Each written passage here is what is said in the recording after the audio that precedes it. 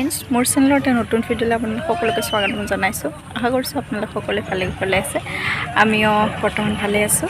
আজি মই উপস্থিত হৈছোঁ আমাৰ গোৱালপাৰাৰ এখন বিখ্যাত বিল। হয়তো আপোনালোকে সকলোৱে যিসকল গোৱালপাৰাৰ হয় তেওঁলোকে হয়তো নিশ্চয় জানে, এয়া গোৱালপাৰাৰ উৰ্পদ বিল। মই আগতে দেখা নাছিলোঁ, অৱশ্যে গোৱালপাৰাৰ যদিও মই হয় তথাপি মই গোৱালপাৰাৰ উৰ্পদ বিল দেখা নাছিলোঁ। আৰু ইয়াতে নতুনকৈ তাৰমানে মানুহখিনি অহাৰ কাৰণে উৰ্পদ বিলৰ বিষয়ে জানিবলৈ মানুহখিনি আকৰ্ষিত কৰাৰ কাৰণে ইয়াতে অলপমান টুৰিজিমৰ ব্যৱস্থা কৰা হৈছে ইয়াৰে স্থানীয় লোকসকলে, চৰকাৰে।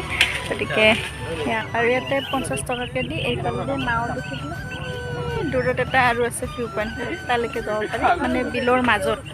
আৰু এইফালে 10 টকাকৈ দিলে ইয়াতে ফটো উঠিব পাৰি অলপমানহে। তেতিয়া আমি 10 টকাকৈ টিকেট লওঁ, লৈ পেলাই ইয়াৰ ভিতৰলৈকে যাওঁ। আহক মোৰ লগতে।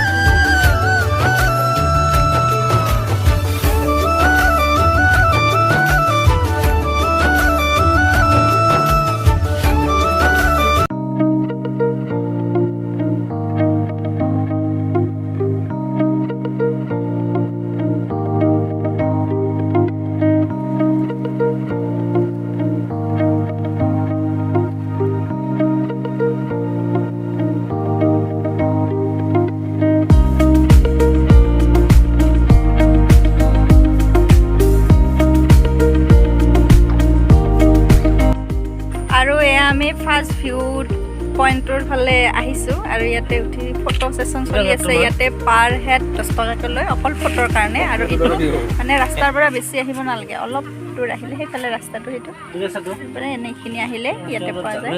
আৰু এটা আছে মাজত ভিউ পইণ্ট, সেইফালে যাবলৈ 50 টকা দিব লাগিব। আৰু তালৈকে যাবৰ কাৰণে ইয়াতে মেটেংবিলাক আছে নহয়, মেটেংবিলাক চাইড কৰি কৰি কৰি এটা ৰাস্তা বনাইছে নাওৰে যাবলৈ। এতিয়া সেইফালে কি কৰোঁ